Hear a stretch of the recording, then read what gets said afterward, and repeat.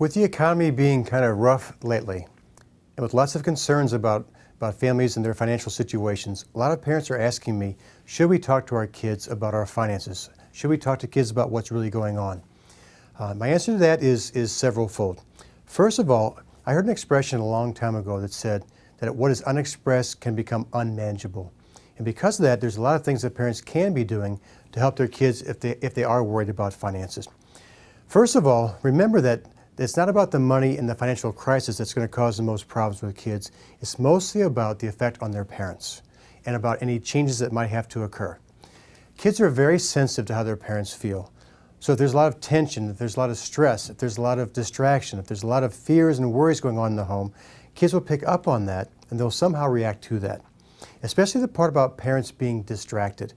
My wife and I have done an exercise with parents in front of big groups in our parenting classes where we send half of the group off who are going to be kids, and we tell the parents who are going to be the parents in this role play to act real distracted when their kids come back in the room. So these kids come back pretending they're outside and they caught a butterfly and they're supposed to be excited and they're going to kneel down in front of their parents and show the butterfly to their parents. And when the parents act distracted by pretending they're on the cell phone, they'll be saying, yeah, honey, just a minute, yeah, that's really nice, or they're on their little Blackberries. We stop after 30 seconds of the role play and we'll ask those kids who are really adults, how are you feeling if you're a kid? And what they say is not, oh, I just want some attention. What they say is way more important. What they say is that because my parents were distracted and really not there and not present, I felt not important, unloved, not cared about, rejected, small, insignificant. And these are just adults who are playing a role play. So you can imagine how kids will feel at home if their parents are stressed and distracted a lot. Another is that young kids especially will be worrying about how is this going to affect me, i.e. financial stresses. It can affect me by moves, having to change schools, not being able to go on vacation, having less presence at holidays or at birthdays. Is it going to affect my friendships? Am I going to have to miss my friends if I have to move to another school? Teenagers, on the other hand, well, they'll be worried about themselves as well, but it's probably more things like, am I going to be able to have a cell phone or a car? How's it going to affect my college choices? Or am I going to be able to afford to be able to go to college? How's it going to affect my friendships if we have to move or change schools? The other factor to consider is how is all this going to affect the parents' marriage? Because if the stress, the money stresses, is causing parents to fight more, argue more, be stressed, be more distant, and or become separated, divorce, etc., that obviously will have a huge effect on kids.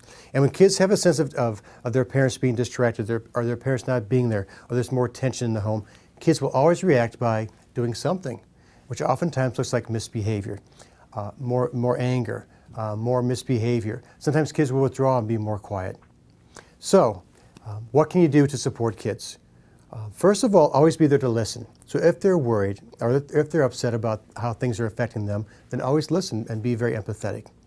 And don't always jump in and give them a whole boatload of information. When kids ask questions about how is this going to affect me or what's going on, I oftentimes will ask kids a question back and say, what do you think? Because then kids will tell you where they're at with it. They'll tell you the questions that they really have in their mind. And then oftentimes you just give information to answer those particular questions and you don't have to overdo it, if you will. Remember the expression, what is unexpressed becomes unmanageable. So give kids some information, but just enough information at their developmental level that will answer the questions that they actually have at that moment, as opposed to giving them over information and kind of overwhelming them. It's also important to focus less on all the negative and on the worst case things. So don't be talking about gas prices every 5 minutes. Don't be having the news on all day long because it's very depressing. Focus instead on some of the blessings that can come forward from an experience like a financial crisis like we're going through right now. Things like we can pitch in together and we can get through this together. We can brainstorm. We can come up with ideas about how to do more with less. God forbid in this culture today that we would focus on doing more with less. We can talk about being of service to other people who have less wealth than we do. We can talk about how we can get along with less. We can teach kids some valuable lessons about savings and about delaying gratification and things like that that aren't happening very often in the culture up to this point.